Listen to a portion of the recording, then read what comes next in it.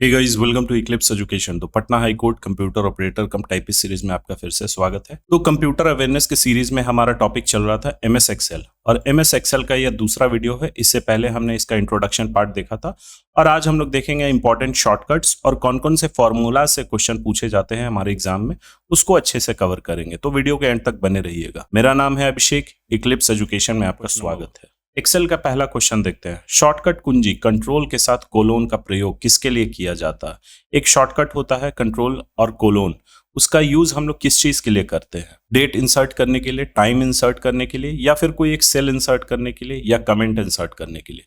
इसका right answer होगा option ए, date insert करने के लिए। तो एमएस एक्सेल में किसी भी सेल में अगर आप कंट्रोल के साथ कोलोन प्रेस करते हैं तो करंट डेट इंसर्ट हो जाएगा उस सेल में। क्वेश्चन नंबर 2 है, एक फॉर्मूला है इक्वल टू एवरेज 10, 20 और 30। ये फॉर्मूला जब हम एंटर करेंगे तो हमारा रिजल्ट क्या आएगा? इसका राइट आंसर है ऑप्शन ए। देखिए, ये एवरेज ही रिटर्न करेगा, इन तीनों नंबर को ऐड करेगा और नंबर की संख्या से वो डिवाइड कर देगा। एक्सेल में फॉर्मूलाज कुछ इसी प्रकार से काम करते हैं। क्वेश्चन नंबर 3 है, एक्सेल की ऐसी कौन सी विशेषता है जो पास के सेल्स में डेटा को तेजी से भरने देती है? तो इसका राइट आंसर होगा ऑप्शन बी, ऑटोफिल। ये हमने इंट्रोडक्शन पार्ट में भी इस तरीके के क्वेश्चंस को कंडक्ट किया था। देखिए, ऑटोफिल से क्या होता है, सपोज करिए आप 1, 2, 3 लिख रहे हैं और आगे चाहते हैं इसी सीरीज में ये कंटिन्यू करे, लेकिन आप मैनुअली टाइप नहीं करना चाहते, तो ऑटोफिल ऑप्शन का हम लोग इस्तेमाल करेंगे। चाहे वो वर्टिकल हो जाए या फिर हॉरिजॉन्टल सेल्स में ये काम करता है। क्वेश्चन नंबर 4 है, कौन सा फंक्शन केवल संख्यात्मक मानों को गिनने के लिए प्रयोग होता है? क्वेश्चन बहुत ही सिंपल है, पूछा जा रहा है एक्सेल सेल में सपोज करिए नंबर्स और अल्फाबेट दोनों एंटर्ड है, एक में आपका नंबर एंटर्ड है, दूसरे में अल्फाबेट, लेकिन हमें ऐसे एक फंक्शन का इस्तेमाल करना है जिसमें एक रेंज डिफाइन करे और उस रेंज में सिर्फ न्यूमेरिक वैल्यूज को काउंट करे, अल्फाबेट को नहीं। उसके लिए हम लोग कौन सा फंक्शन का इस्तेमाल करेंगे? Option B, count. देखिए, काउंट और उसके बाद हमें रेंज देना होगा A1 से लेके A10 तक, जितने भी नंबर्स होंगे सिर्फ वो नंबर्स की संख्या गिन के हमें आंसर दे देगा। क्वेश्चन नंबर 5, एमएस एक्सेल की नई वर्कशीट डालने के लिए कौन सी शॉर्टकट कुंजी होती है? जब हम लोग एमएस एक्सेल वर्कबुक ओपन करते हैं उसमें बाय डिफॉल्ट एक वर्कशीट अवेलेबल रहता है। सपोज करिए हमें एक से ज्यादा एंटर कराना है, तो एक बार में कोई एक ही नया वर्कशीट एंटर होगा, उसके लिए हम लोग शॉर्टकट की कौन सा इस्तेमाल करेंगे? इसका राइट आंसर होगा option B, shift plus F11। देखिए, इसे मैनुअली भी कर सकते हैं, लेकिन हमारे एग्जाम में सवाल हमेशा शॉर्टकट की से ही पूछे जाते हैं। क्वेश्चन नंबर 6 है, एक्सेल की ऐसी कौन सी फीचर है जो किसी यूजर को इनपुट करने के लिए रिस्ट्रिक्ट करती है किसी तरीके का कोई वैल्यू को? तो इसका राइट आंसर होगा option B, data validation. Excel cell में सपोज करिए हम लोगों ने डेटा वैलिडेशन को ऑन कर दिया और हम चाहते हैं कि यहाँ पे यूजर वो डेटा एंटर नहीं कर पाए, सिर्फ इसमें नंबर ही एंटर कर पाए, कोई अल्फाबेट नहीं। तो हमें डेटा वैलिडेशन फीचर को ऑन करना होगा और उसमें अपने क्राइटेरियाज को डिफाइन करने होंगे। Question number 7, which formula returns the highest value in a given range? यानी कोई एक रेंज दिया हुआ है, उसमें सबसे मैक्सिमम नंबर या फिर हाईएस्ट वैल्यू हमें चाहिए, तो उसके लिए हम लोग कौन सा फॉर्मूला का इस्तेमाल करेंगे? इसका राइट आंसर होगा option A, equal to max. और ये रहा हमारा रेंज, यानी A1 से लेके A10 तक में जो भी मैक्सिमम वैल्यू रहेगा वो हमें आंसर दे देगा। ये क्वेश्चन हमने लास्ट वीडियो में भी कंडक्ट किया था। क्वेश्चन नंबर 8 है, which function returns the number of characters in a text string? Text string कहने का मतलब सपोज करिए हम लोग किसी सेल में लिखते हैं ABCD, ये 4 इसमें अल्फाबेट है, तो ये एक वर्ड हो गया। हमें एक फंक्शन का इस्तेमाल करना है, एक्सेल में ये फंक्शन होता है जिसमें ये काउंट करके बता देगा कि किसी भी वर्ड में कितने नंबर ऑफ अल्फाबेट्स हैं। इसका राइट आंसर होगा ऑप्शन ए, लेन, यानी कि LEN, और फिर उसके बाद ब्रैकेट एंटर करेंगे तब यह काउंट करके बता देगा कि यह कितने कैरेक्टर का यह वर्ड है। अगला क्वेश्चन देखते हैं, which chart is best use to show percentage distribution? यानी अपने डेटा में अगर हमें परसेंटेज को डिस्ट्रीब्यूट करके दिखाना है एक चार्ट का इस्तेमाल करके, वह कौन सा सबसे बेस्ट चार्ट होगा? इसका राइट आंसर होगा option B, pie chart. Pie chart कुछ इस प्रकार का होता है, जब आप लोग बजट पढ़ते होंगे तो उसमें दिखता होगा कि पैसा हमारे पास, हमारे सरकार के पास कहाँ से आ रही है और कहाँ जा रही है। तो इस तरीके का कुछ 25% सेंट्रल गवर्नमेंट से, 25% इस टैक्सेस से, 25% डायरेक्ट टैक्सेस से, और 25% आपका नॉन टैक्स रेवेन्यू आता है। कुछ इस प्रकार से परसेंटेज डिस्ट्रीब्यूशन शो रहता है, तो पाई चार्ट सबसे बेस्ट होता है इस चीज को दिखाने के लिए। क्वेश्चन नंबर 10 देखते हैं, व्हाट विल द फॉर्मूला? यानी एक्सेल में एक फॉर्मूला एंटर किया हुआ है, ये क्या वैल्यू रिटर्न करेगा? फॉर्मूला है equal to if A1 is greater than 50, pass और फेल क्या रिटर्न करेगा अगर A1 का वैल्यू 45 है। तो इसको जरूरी नहीं है कि आप एक्सेल में ही प्रैक्टिस करके देखिए, इसको नॉर्मली भी आप लोग सॉल्व कर सकते हैं। यहाँ दिया हुआ है कि अगर A1 का वैल्यू 50 से ज्यादा है तब पास वैल्यू रिटर्न करे, नहीं तो फेल वैल्यू रिटर्न करे। तो यहाँ दिया हुआ है A1 का वैल्यू 45 है, तो यहाँ कंडीशन लगाया हुआ है, ये एक तरीके का कंडीशनल फॉर्मूला है। तो इसमें A1 का वैल्यू अगर 50 से ऊपर होगा तब ये वैल्यू पास रिटर्न करेगा, नहीं तो फेल। यहाँ A1 का वैल्यू 45 दे रखा है तो यह फेल रिटर्न करेगा। क्वेश्चन नंबर 11 है which function will return the current date and time, यानी इन चारों में से ऐसा कौन सा फंक्शन है जो करेंट डेट और टाइम को रिटर्न करेगा, यानी आंसर देगा। इसका राइट आंसर होगा ऑप्शन सी नाउ। जब ये फॉर्मूला हम लोग लिखेंगे तो सिस्टम का करंट डेट और सिस्टम का करंट टाइम वह उस सेल में रिटर्न करेगा। क्वेश्चन नंबर 12 है एक्सेल में किसी टेक्स्ट के अतिरिक्त स्पेस हटाने के लिए कौन सा फंक्शन प्रयोग होता है। देखिए किसी भी सेल में अगर हमने कोई टेक्स्ट लिखा है तो टेक्स्ट यूजुअली कैसा होता है, कोई भी एक वर्ड जब हम लोग लिखते हैं वो कैसा होता है, उसमें कोई भी स्पेस नहीं होता, एक वर्ड के बाद ही स्पेस होता है, कुछ इस प्रकार का। लेकिन सपोज करिए कुछ ऐसा लिखा हुआ है कि ए के बाद एक ही वर्ड में ए के बाद इतना स्पेस आ रहा है, फिर बी के बाद भी स्पेस आ रहा है। इन सब स्पेसेस को अगर हमें हटाना है उसके लिए हम लोग कौन सा फंक्शन का इस्तेमाल करेंगे। मैनुअली भी इसे कर सकते हैं लेकिन ये काफी कॉम्प्लिकेटेड होगा। एक एक सेल में जाके आप डेटा को डिलीट करिए, स्पेस को डिलीट करिए। तो जब एक्सेल में एक फंक्शन अवेलेबल होता है तो हम लोग मैनुअली क्यों करें। इसका राइट आंसर होगा ऑप्शन ए ट्रिम। ट्रिम करके हमें रेंज देना है कि किस रेंज के डेटा को हमें एक्स्ट्रा स्पेसेस हटाना है। जब हम लोग ये फॉर्मूला एंटर करेंगे, अगर किसी वर्ड के बीच में एक्स्ट्रा स्पेसेस है, अनवांटेड स्पेसेस है, वह खुद ब खुद उसको हटा देगा और एक नॉर्मल वर्ड की तरह उसको सजा देगा। क्वेश्चन नंबर 13 है एक फॉर्मूला का आउटपुट क्या होगा। फॉर्मूला है इक्वल टू राउंड 12.5672। तो इसका राइट आंसर होगा ऑप्शन बी 12.57। ये नॉर्मल मैथमेटिकल कंसेप्ट से बन जाएगा, इसमें बहुत ज्यादा आपको दिमाग लगाने की जरूरत नहीं है। ये हमें पता है कि डेसिमल के बाद 5 के बाद अगर कोई बड़ा डिजिट होता है तो वह नेक्स्ट डिजिट में कन्वर्ट हो जाता है। नेक्स्ट क्वेश्चन है which Excel tool allows summarising and analysing large data sets interactively, यानी कि एक्सेल में बहुत ही बड़े डेटा सेट्स को वो समराइज करता है, यानी छोटा करता है और उसको अच्छे तरीके से व्यवस्थित करता है। ये कौन सा फीचर है। इसका राइट आंसर होगा ऑप्शन सी पाइवट टेबल। देखिए पाइवट टेबल एक तरीके का एक एडवांस्ड फीचर होता है एमएस एक्सेल का, जिसके जरिए बहुत ही लंबे चौड़े डेटा सेट्स को वह छोटा करता है, यानी समराइज करता है और उसको एक खूबसूरत और इंटरैक्टिव रूप में प्रस्तुत करता है। क्वेश्चन नंबर 15 है which formula gives the number of days between two dates. दो तारीख दिए हुए हैं और उनके बीच में कितने दिन है यह एक्सेल काउंट करके बता देगा एक फॉर्मूला के जरिए। इसका राइट आंसर होगा option C equal to dated if A1 B1 और उसके बाद D। ये D क्या करता है, नंबर ऑफ डेज को रिटर्न करेगा। A1 हो गया पहला डेट, B1 हो गया दूसरा डेट, उसके बीच में कितने दिन है ये वैल्यू रिटर्न कर देगा। ये फॉर्मेट होता है इस फॉर्मूला को लिखने का। क्वेश्चन नंबर 16 है the shortcut key to open format cell dialog box. ये फॉर्मेट सेल हम लोग क्यों ओपन करते हैं, किसी भी सेल को फॉर्मेट करने के लिए, या तो उसमें बॉर्डर लगाने के लिए, अगर बॉर्डर लगा हुआ है तो बॉर्डर के लाइंस को मोटा या फिर पतला करने के लिए, या फिर हो सकता है उसके साइज को इंक्रीज करने के लिए, कलर चेंज करने के लिए। तो ये फॉर्मेट सेल ओपन करने के लिए कौन सा शॉर्टकट की हम लोग इस्तेमाल करते हैं। इसका राइट आंसर होगा ऑप्शन ए Ctrl+1।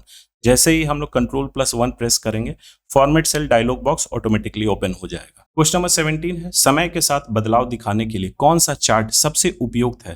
देखिए चार्ट के कई सारे प्रकार होते हैं और सभी स्पेसिफिक कार्य के लिए बना हुआ होता है। पाई चार्ट होता है परसेंटेज डिस्ट्रीब्यूशन के लिए, लाइन चार्ट, कॉलम चार्ट और बार चार्ट, इन सभी का अलग अलग काम होता है। लेकिन सवाल में पूछा जा रहा है कि अगर हमें समय के साथ बदलाव दिखाना तब हम लोग कौन सा चार्ट का इस्तेमाल करेंगे। इसका राइट आंसर होगा option B line chart. Line chart कुछ इस प्रकार का होता है। तो सपोज करिए कुछ ईयर में चेंजेस दिखाने हैं, पॉपुलेशन चेंजेस 1990 में कुछ ऐसा था, फिर 92 में कुछ और इंक्रीज हुआ या डिक्रीज हुआ, कुछ इस प्रकार से अगर हमें डेटा को रिप्रेजेंट करना उसके लिए हम लोग लाइन चार्ट का इस्तेमाल करेंगे। क्वेश्चन नंबर 18 है एमएस एक्सेल में फ्रीज पैन्स का क्या कार्य है। ये बहुत ही एडवांस फीचर होता है और बहुत ही अच्छा फीचर होता है एमएस एक्सेल का। तो इसका कार्य पूछा जा रहा है। इसका राइट आंसर होगा ऑप्शन ए। ये किसी भी सिलेक्टेड रो या फिर कॉलम को लॉक करता है जब हम लोग स्क्रॉल करते हैं।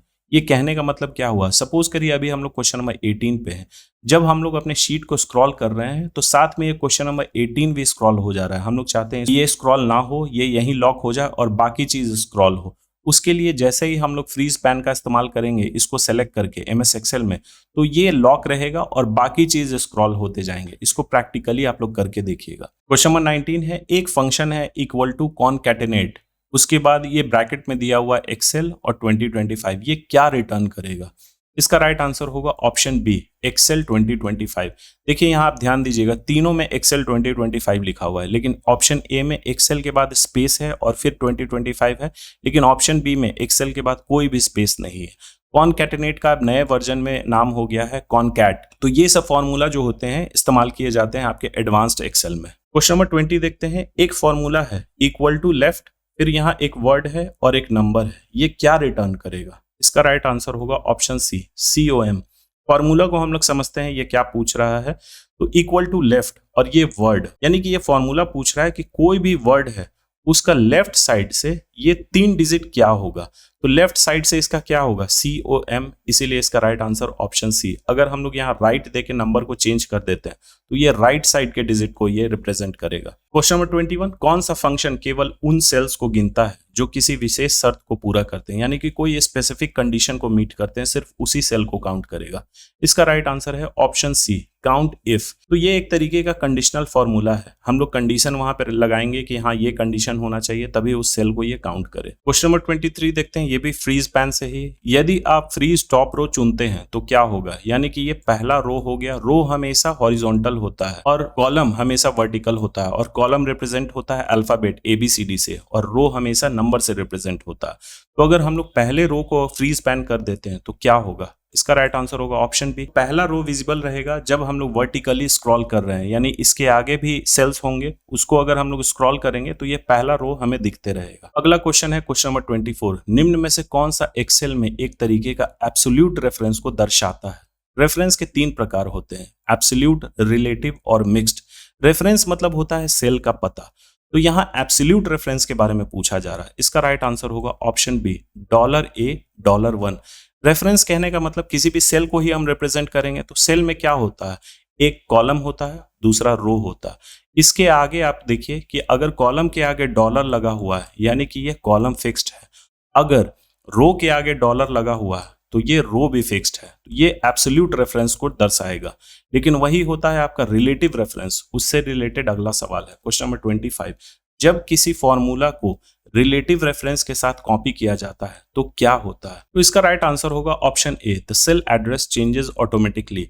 मतलब जब हमारा डेटा रिलेटिव रेफरेंस है, यानी किसी भी फॉर्मूला को हम लोग कॉपी कर रहे हैं और वह सेल रिलेटिव रेफरेंस है, तब सेल एड्रेस खुद ब खुद चेंज हो जाएगा। वही एब्सोल्यूट रेफरेंस में वह सेल एड्रेस चेंज नहीं होगा, बल्कि जिस भी सेल से हमने फॉर्मूला को कॉपी किया है वह फिक्स्ड रहेगा। क्वेश्चन नंबर 26, ये भी सेल रेफरेंस से ही है। निम्न में से कौन सा एक मिक्स्ड रेफरेंस है? मिक्स्ड रेफरेंस कहने का मतलब कि वो एब्सोल्यूट और रिलेटिव दोनों का कॉम्बिनेशन है।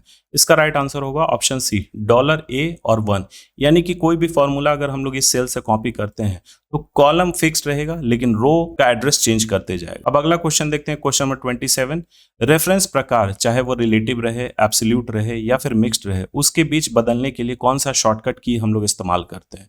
इसका राइट आंसर होगा ऑप्शन बी F4। अब तीनों प्रकार के रेफरेंस को हम लोग समझते हैं। सबसे पहला वाला हो गया, ये देखिए A1 है, ए के आगे यानी कॉलम के आगे भी डॉलर है और रो के आगे भी डॉलर है, ये एब्सोल्यूट रेफरेंस हुआ। रिलेटिव रेफरेंस इस प्रकार का होता है, इसमें कोई भी डॉलर सिंबल किसी के आगे नहीं होगा, चाहे वो रो रहे या फिर कॉलम रहे। ये हो गया मिक्स्ड रेफरेंस, या तो रो फिक्स होगा या कॉलम फिक्स होगा। तो पहले केस में हम लोग देखते हैं यहाँ कॉलम फिक्स है क्योंकि कॉलम के आगे डॉलर है, लेकिन दूसरे केस में यह रो के आगे डॉलर है यानी कि रो फिक्स्ड है। तो ये दोनों हो गए मिक्स्ड रेफरेंस के उदाहरण, ये रिलेटिव रेफरेंस और ये एब्सोल्यूट रेफरेंस का उदाहरण हो गया। अगला क्वेश्चन देखते हैं, ये भी रेफरेंस से ही है और प्रैक्टिकल क्वेश्चन है, तो इसको बस मैं यहाँ आंसर बता दे रहा हूँ, लेकिन अगर इसको प्रैक्टिकली आप समझना चाहते हैं तो आप लोग हमारे थ्योरी सेक्शन में जाके देख सकते हैं, वहां पे बहुत अच्छे तरीके से तीनों प्रकार के रेफरेंस के बारे में मैंने समझाया। एक फॉर्मूला लिखा हुआ है equal to $A1 plus $B1, ये रो 1 से रो 2 में कॉपी किया जाता है, तो क्या होगा? जब ऐसे सवाल दिए रहे हैं, सबसे पहले आप रेफरेंस के प्रकार पहचानिए, ये किस प्रकार का रेफरेंस है, क्या यह रिलेटिव है, एब्सोल्यूट है या फिर मिक्स्ड है। तो यहाँ देखिए ये इसमें सिर्फ कॉलम फिक्स्ड है यानी कि ये मिक्स्ड रेफरेंस है, और दूसरा वाला भी ये सिर्फ मिक्स्ड रेफरेंस है। रो इसमें फिक्स्ड नहीं है क्योंकि रो के आगे डॉलर सिंबल नहीं लगा हुआ है, तो अगर इसको दूसरे सेल में हम लोग कॉपी करते हैं, रो का नंबर चेंज हो जाएगा लेकिन कॉलम का चेंज नहीं होगा। तो इसका राइट आंसर क्या होगा? आप लोग थोड़ा सा दिमाग लगा के इसको सॉल्व करने की कोशिश करिए। इसका राइट आंसर होगा ऑप्शन ए। देखिए ये $A तो वही रहा यानी कि कॉलम फिक्स्ड रहा और दूसरे केस में भी कॉलम फिक्स्ड रहा, लेकिन रो की संख्या चेंज हो गई। यहाँ हमने A1 से कॉपी किया था, यहाँ A2 हो गया, B1 से कॉपी किया था, यहाँ B2 हो गया। तो इस तरीके से अगर आप लोग सॉल्व करते हैं तो ये सब क्वेश्चंस इजीली सॉल्व हो जाएंगे और एग्जाम में इसी तरीके के क्वेश्चन पूछे जाते हैं। अगला क्वेश्चन है क्वेश्चन नंबर 29, निम्न में से कौन सा विकल्प स्क्रॉल करते समय पहली पंक्ति और पहला कॉलम दोनों को विजिबल रखेगा स्क्रॉल करते वक्त? इसका राइट आंसर होगा option C, freeze panes after selecting cell B2। तो B2 कौन सा होगा? देखिए ये B कॉलम हो गया और सेकेंड रो। अगर हम लोग इसको करते हैं सेलेक्ट, ये इसको सेलेक्ट करते हैं और फ्रीज पैन करते हैं तो ये पहले रो और पहले कॉलम को ये क्या करेगा? लॉक रखेगा, विजिबल रखेगा, और बाकी जो सेल्स हैं वह स्क्रॉल होते जाएंगे। क्वेश्चन नंबर 30, ये भी प्रैक्टिकल क्वेश्चन है। एक्सेल में जब आप सक्रिय सेल यानी एक्टिव सेल को स्थानांतरित करते हैं तो कौन सा संदर्भ यानी कोई कौन सा रेफरेंस स्वचालित रूप से बदल जाता है, वो खुद ब खुद चेंज हो जाता है? इसका राइट आंसर होगा option B, relative reference. Relative reference में चीजें चेंज हो जाती हैं, लेकिन एब्सोल्यूट रेफरेंस में ना तो रो चेंज होता है ना ही कॉलम चेंज होता है। और मिक्स्ड रेफरेंस में जिस भी चीज को अगर हम लोग कॉलम को फिक्स करते हैं तो रो चेंज होगा, अगर रो को फिक्स करते हैं तो कॉलम चेंज होगा। क्वेश्चन नंबर 31, एक्सेल डिफॉल्ट रूप से किस प्रकार का रेफरेंस का इस्तेमाल करता है? तो इसका राइट आंसर होगा ऑप्शन ए, रिलेटिव रेफरेंस। पहले से ही किसी भी सेल का रेफरेंस रिलेटिव होता है, बाद में जाके उसको हम लोग F4 की मदद से एब्सोल्यूट करते हैं या फिर मिक्स्ड करते हैं या फिर चाहे तो रिलेटिव ही रहने दे सकते हैं। क्वेश्चन नंबर 32, ये प्रैक्टिकल क्वेश्चन है। उपयोगिता के दृष्टिकोण से फ्रीज पैन्स स्प्लिट विंडो से बेहतर क्यों है? ये दोनों फीचर होते हैं MS एक्सेल के। तो यहाँ सवाल में पूछा जा रहा है कि ये फ्रीज पैन स्प्लिट विंडो से बेहतर क्यों होता है? इसका राइट आंसर होगा ऑप्शन बी, यह हेडर को स्थिर रखता है जब डेटा स्क्रॉल होता है। लेकिन स्प्लिट विंडो में क्या है, इसी चीज को यह दो पार्ट में डिवाइड कर देगा, ये किसी चीज को लॉक करके नहीं रखेगा। लेकिन फ्रीज पैन क्या करता है, अगर हम चाहते हैं सिर्फ इतना पोर्शन वो फिक्स्ड रहे, बाकी पोर्शन स्क्रॉल हो, तो यह उस चीज को अलाउ करता है। क्वेश्चन नंबर 33, जब किसी फॉर्मूला को कॉलम के नीचे कॉपी किया जाता है तो कौन सा रेफरेंस बदलता है? इसका राइट आंसर होगा ऑप्शन बी, रो रेफरेंस। सपोज करिए कि एक सेल है यहाँ पे, इससे हमने फॉर्मूला को कॉपी किया और इस सेल में हम लोग पेस्ट कर रहे हैं। हमारे सवाल में यही पूछा जा रहा है, तो यहाँ कौन सा रेफरेंस चेंज करेगा? रो ही चेंज करेगा। अभी पहले रो पे था, यहाँ दूसरे रो पे आ गया। ये हमारा बी कॉलम है, तो कॉलम तो सेम ही, कॉलम नहीं चेंज कर रहा, सिर्फ रो चेंज कर रहा है। अगला क्वेश्चन है क्वेश्चन नंबर 33, एक्सेल में कंपाउंड इंटरेस्ट निकालने के लिए कौन सा फॉर्मूला प्रयोग किया जाता है? इसका राइट आंसर है ऑप्शन ए, FV। तो FV का मतलब होता है फ्यूचर वैल्यू। देखिए कंपाउंड इंटरेस्ट निकालने का पूरा फॉर्मूला ये होता है FV, उसके बाद ब्रैकेट में हम लोग लिखेंगे रेट, एन पर, PMT, PV यानी प्रेजेंट वैल्यू और टाइप। तो ये कंपाउंड इंटरेस्ट निकालने का एक्सेल में एक फॉर्मूला होता है। अगला क्वेश्चन देखते हैं question number 34, which of the following formulas is used to search a value vertically in a table? यानी कि वो वर्टिकली ऐसे खोजेगा, इस तरीके से नहीं खोजेगा। इसका राइट आंसर है ऑप्शन बी, वी लुकअप। और अगला क्वेश्चन इसी से रिलेटेड है और ये सीरीज का लास्ट क्वेश्चन है, विच of the following function is used for horizontal lookup? तो इसका राइट आंसर होगा ऑप्शन ए, H लुकअप। ये सब काफी एडवांस्ड फॉर्मूलाज हैं MS एक्सेल के। तो चलिए यहाँ कंप्लीट हो गए हमारे MS एक्सेल के दोनों पार्ट। इसमें बहुत अच्छे क्वेश्चंस हमने डिस्कस किए हैं, इसको एक दो बार आप लोग गो थ्रू कर लीजिएगा। और बहुत ही जल्द अब इसका नेक्स्ट पार्ट हम लोग लाएंगे MS पावर पॉइंट। उससे रिलेटेड जो भी क्वेश्चन एग्जाम में पूछे जाते हैं, प्रैक्टिकल बेस्ड हो गए या फिर थ्योरी बेस्ड, उनको हम लोग डिस्कस करेंगे। तो हमारे चैनल के साथ बने रहिएगा। So thank you for watching. Please subscribe, share और लाइक करना ना भूलें।